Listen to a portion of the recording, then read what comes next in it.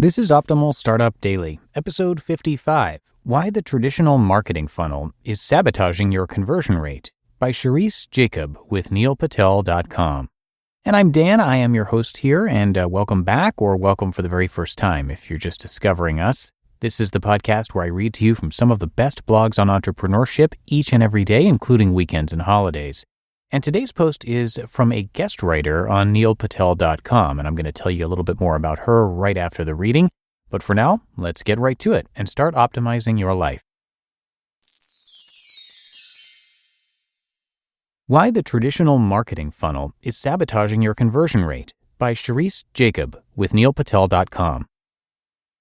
The sales funnel. It all seems so smooth and simple, doesn't it? Lots of prospects come through the top only to move in various predictable stages like awareness and discovery before ending up at the bottom as loyal, committed customers. Except the reality of today's sales and customer experience process is anything but that. Things like brand advocacy, social media, and even our own experiences have changed the way we market to others. Why then should we stay stuck in this rigid old funnel structure? We shouldn't, and today's article will show you why. According to the Harvard Business Review, there's a myriad of ways that people learn of and interact with a product. There are even times where customers don't come through the top of the funnel, but rather somewhere in the middle. A typical marketing funnel starts with more customers in the awareness stage and ends with fewer in the retention phase. Let's say you are in the market for a new pair of running shoes. A friend recommends a specific brand and links to them on Facebook. On their page, you can see user comments and testimonials as well as active discussions. You've just completely passed the awareness and discovery parts of the funnel and moved on to engagement and likely even purchase, all because a recommendation from someone you trust is that valuable to you. On your way to purchase these shoes, the company recommends some specialized insoles to help cushion your feet. Great idea. Now you've instantly moved from consideration to purchase. It's also possible that you could go back and forth between funnel stages while you evaluate different products or brands. And with networks like Twitter, Facebook, and Instagram always available at the tap of a button, the traditional sales funnel that we all know and refer to ends up looking more like a pretzel with twists, turns, and overlaps at every corner. Moving the focus from transaction to relationship. According to Antonio Lucio, former chief brand officer at Visa and current head of marketing at Facebook, the end goal is to shift priority from the transaction to the customer relationship. When Lucio was still with Visa, they created the customer experience journey, which looks at the process from transactions being a part of the customer relationship rather than the customer relationship being viewed purely in terms of transactions. He gives the example of a family planning a trip from the US to Mexico.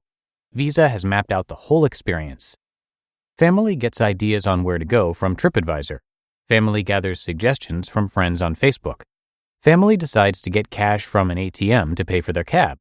Family pays for their hotel via their Visa credit card. Family shares photos of trip with friends back home via Instagram. You may see this list and think, well, Visa is part of only one of these options, which is true when you're looking at each one as a transaction. But step back a moment and look at the bigger picture. Every one of these points is conducive to building and nurturing the relationship with your customers. The transaction itself is just a small piece of the puzzle and not the end goal. According to Lucio, quote, "When you change from decision to engagement, you change the entire model," end quote. So what does this have to do with conversion rate? Here again, if you're looking at the funnel purely from a revenue point of view or spending too much time focusing on transactions, the customer experience gets lost in the shuffle. It becomes too much of a focus to think only of the numbers and not of the people driving them. If you zero in on numbers alone, you miss out on so much more. Just look at brands like Ferrari on Facebook. Do you think there are 16+ million Ferrari owners? Of course not. Not yet. But these people admire what the company's been able to build and the values they stand for. All of those things feed back into the brand itself and create the customer experience. Even digital products and services like software as a service and mobile apps can benefit from this adjusted funnel. As the Harvard article explains, with traditional funnels, marketing is a separate entity. With software as a service and other platforms, the marketing and the service go hand in hand. Marketing with software as a service, SaaS. The Salesforce App Exchange, for instance, doesn't just look at the process as how do we market this, but rather how do we add value to this so that the things we recommend market for us. Many of the apps profiled here weren't made by Salesforce, but Salesforce and the apps it works with form kind of a symbiotic relationship where both parties win. Not all apps featured on the App Exchange were built by Salesforce, but all of them use it to enable their own customer experience journey. Another example is Google.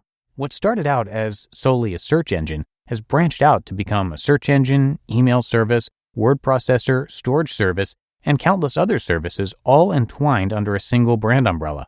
Every service plays well with other services, making it faster and easier for us to create, communicate, and share. And our brains thrive on faster and easier. Sure, there are other search engines out there, even other companies that have a lot of influence, like Google, but they don't integrate in a way that makes our experience faster, easier, or better. When was the last time you found exactly what you needed within seconds using Bing or Yahoo? The bottom line on funnels and conversion rates. As the Harvard article says, the traditional funnel isn't going away anytime soon. There are still products and services out there that gain new customers this way. But to overlay and apply that to our more open, two-way communication world is just trying to fit a round peg in a square hole. It's not flexible, not adaptive, and just doesn't work, leading to poor experiences for everyone. When you look at marketing as the multifaceted beast that it is, you'll be able to create your own funnel roadmap that incorporates all the steps you need to engage and empower your customers in a way where everyone wins. You just listened to the post titled, "Why the Traditional Marketing Funnel is Sabotaging Your Conversion Rate" by Sherice Jacob with NeilPatel.com. And have you thought about adding Bitcoin to your retirement account? The whole thing can be super confusing, so how do you get involved? If you're looking to diversify your portfolio with new, innovative investments, check out BitTrust IRA. Crypto assets could be the best opportunity to build generational wealth since the discovery of oil. In fact, Bitcoin has been one of the best performing assets of 2020. BitTrust IRA will help you add cryptocurrency to your portfolio both seamlessly and securely. Security is super important. BitTrust IRA stores your private keys in nuclear bunkers with military-grade encryption. Come check it out. They have a 24/7 trading platform with no minimum investments and unlimited trades, plus a team to help guide you along the way if you have any questions, and with the lowest trading fees in the industry. Go to BitTrustIRA.com/OSD today to learn more. And for a limited time, BitTrust IRA is waiving the sign-up fee for OSD listeners, a $50 value. That's BitTrustIRA.com/OSD. BitTrustIRA.com/OSD, and I have that linked in this episode's description. And I want to say thank you to Sherice. Again, she's a guest writer on Neil Patel's site. And as promised, I want to tell you a little bit more about Sherice Jacob. She helps business owners improve website design and increase conversion rates through compelling copywriting, user-friendly design, and smart analytics analysis. She describes herself as a designer, author, flavored coffee fanatic, copywriter, and cat person. And you can find her at ielectrify.com, and of course come by NeilPatel.com for a lot more. But that should do it for today here at Optimal Startup Daily. Have a great rest of your day, and I will of course be back here reading to you tomorrow from another new author, and that's where your optimal life awaits.